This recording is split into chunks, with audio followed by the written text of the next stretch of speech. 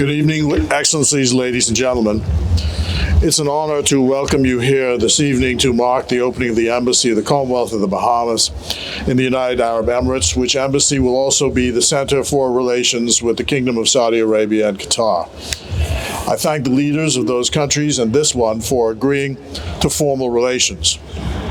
It's been a long and interesting journey, and I'm pleased to join other CARICOM states in this capital city and look forward to working together in the Gulf region for the good of our CARICOM region.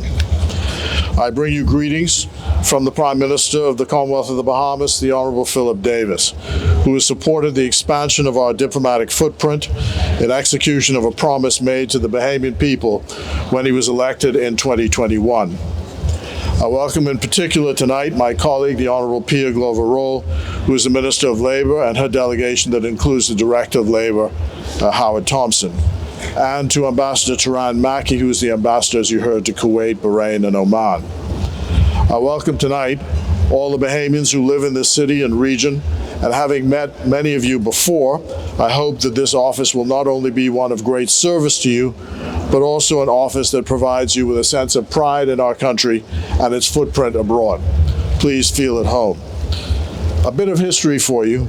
The Bahamas and the UAE established diplomatic relations on the 2nd of May 2011. The Bahamas established diplomatic relations with the state of Qatar on the 1st of August 2013.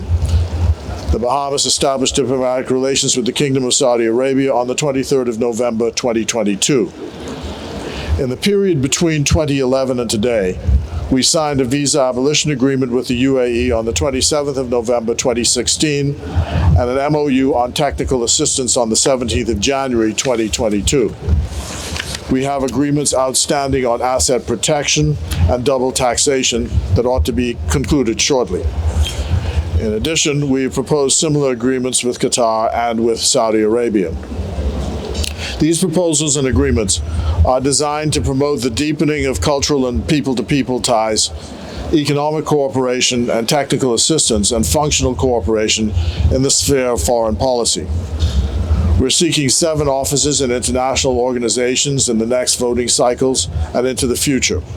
These include elections to offices in the International Maritime Organization Category C this year, an office in the International Telecommunications Union, an office in the Food and Agricultural Organization, and a non-permanent seat on the Security Council in the year 2032 to 34, with the election taking place in the fall of 2031.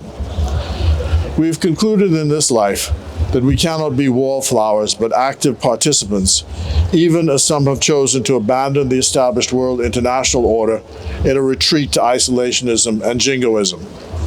As a small developing state, we have no choice but to go the other direction, and that is to seek to maintain the established institutions and to seek and work with them and within them for the good of ourselves and humanity.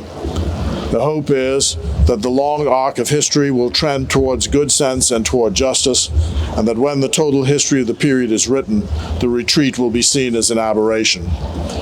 In these efforts, the Bahamas pledges to work to use its voice to support peace and prosperity for this region and for this country, the UAE, because we believe that there is only one Earth, and that prosperity here in UAE makes it possible for us to be prosperous as well. We believe that this engagement is a win-win for all of us. We believe that opportunities abound in our region, the CARICOM region, and that as a source of capital and expertise here in the Gulf, the CARICOM region and the Bahamas can benefit. I use this opportunity, therefore, to thank UAE for hosting the Conference of the Parties. That meeting was able to further concretize what is, for our country, the #1 foreign policy issue, and that is climate change. Climate change is existential for the Bahamas, with 80% of the land being within 1 meter of the sea. The prediction by some models is that without more, the island on which our capital city is situate, 30% of it will be underwater by 2070 and 70% by the year 2100. That is within the lifetime of babies born today.